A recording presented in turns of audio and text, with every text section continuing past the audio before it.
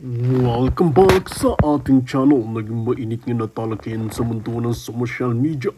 Uminit ngayon ang usapin sa Senado matapos kumalat ang balitang may malaking pagbabago sa liderato.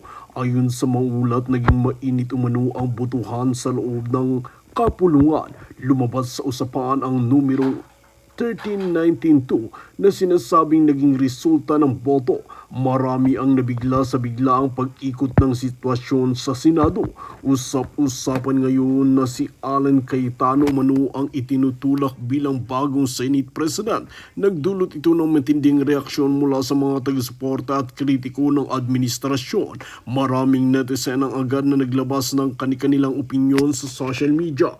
May ilan na nagsasabing sinyalis na ito ng bagong alyansa sa politika, habang ang iba naman ay naniniwalang bahagi ito ng mas malaking galawan para sa 2028 election.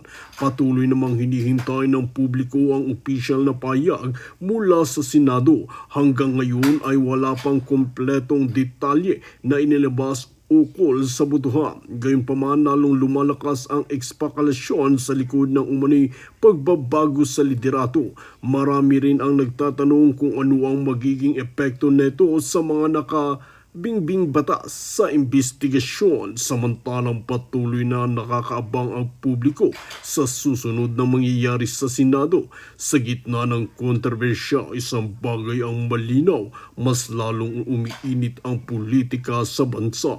Well, mga kaibigan, kung kayong tatanungin, ano ang inyong mga opinion, just comment below sa ating comment section.